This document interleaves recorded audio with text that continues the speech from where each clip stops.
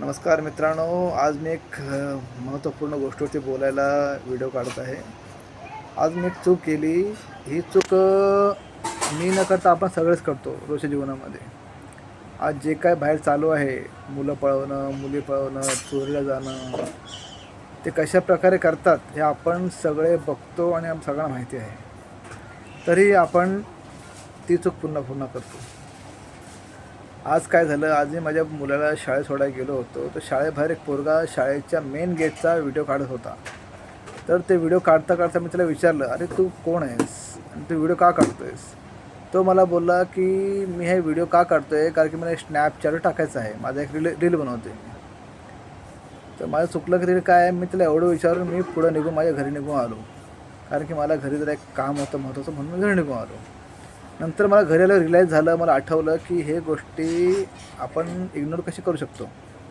आपण त्याला सरांकडे किंवा काहीतरी कारवाई किंवा काहीतरी ॲक्टिव्हिटी करायला पाहिजे होती तिकडे. म्हणजे शाळेला इन्फॉर्म करायला पाहिजे होतं किंवा त्या पोराला इन्फॉर्म करायला पाहिजे होतं, किंवा त्या पोराला घेऊन शाळेत जायला पाहिजे होतं की असं का केलं म्हणून. तर हे आपण सगळे असे करतो. आपण सगळे बघतो की आपल्या समोर किंवा आपल्या आजूबाजूला अशी मुलं किंवा अशी माणसं असतात, पण आपण तिला इग्नोर करतो. मग आपणच रडतो की आपल्या बाजूचा पोरगा गेला, आपला पोरगा गेला, चोरीला गेला, हरवला. ह्याचं कारण आपणच आहोत. आपण त्यावेळी योग्य त्यावेळी आपण बघत नाही, सांगत नाही. आता प्रत्येक काम पोलिसांनीच करायला पाहिजे असं नाही आहे. त्यांचं लिमिटेड ॲक्टिव्हिटी आहे, लिमिटेड सोर्स आहेत आणि लिमिटेड त्यांचे स्पाय आहेत. ते किती बघणार? पण आपणच जर कॉमन माणसं, आपल्याकडे प्रत्येकाकडे स्मार्टफोन आहे, प्रत्येकजण स्मार्ट आहो आपण, तर आपण हे काहीतरी ॲक्टिव्हिटी करायला पाहिजे. आता मी आज जे केलं ते मला खूप चुकीचं वाटलं, त्यामुळे हा व्हिडिओ बनवतो आहे मी. माझं म्हणणं एवढंच आहे की आपण जेव्हा असं काही बघतो तेव्हा आपण आपला कॅमेरा काढून किंवा आपण त्या इतर समोरच्या व्यक्तीविषयी कारवाई केली पाहिजे. हे काम फक्त प्रशासनाचं किंवा पोलिसांचं किंवा एक ठराविक ह्यांचं नाही, संस्थेचं नाही, पण ते आपण प्रॉपर करायला पाहिजे. आता उद्या जर त्या मुलाने काही वेगळं काही काम केलं, एखादी पोरगी पळवली किंवा एखादा पोरगा पळवला आणि ते मला कळलं की शाळेसमोरच गेले ते, तर मला किती पश्चाताप होईल त्या गोष्टीचा की मी त्या टायमाला इन्फॉर्म का नाही केलं. तर अशी चूक आपण पुन्हा पुन्हा करू नये. आणि आपण चालते फिरते कॅमेरे आहोत, आपण चालते फिरते इन्फॉर्मेशन आहोत. आपण सगळ्यांनी प्रत्येक वेळेला प्रत्येक ठिकाणी आपल्याला जमेल तेवढं बघायचं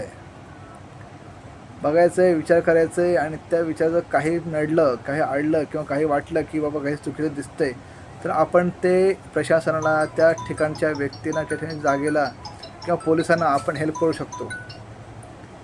पोलीस प्रत्येक वेळेस आपल्याला हेल्प करतील असं नाही. त्यांचा लिमिटेड सोर्स आहे, लिमिटेड त्यांचा दायरा असतो. पण आता ही गोष्ट मी लक्षात घेता मी पण त्याला बघितलं आणि मी पण त्या गेटकडे बघितलं की बाबा गेटकडे समोर कॅमेरा नाही, आजूबाजूला कॅमेरा नाही.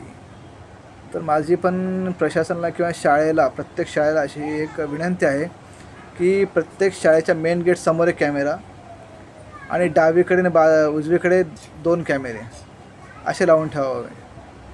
ह्याने काय होईल की कोणीही जर आपल्याकडे कळतं की काहीतरी ॲक्टिव्हिटी कोण करतं आहे, ते रेकॉर्डिंग होईल आणि आपण त्याची पूर्ण सगळ्यांना माहिती देऊ शकतो.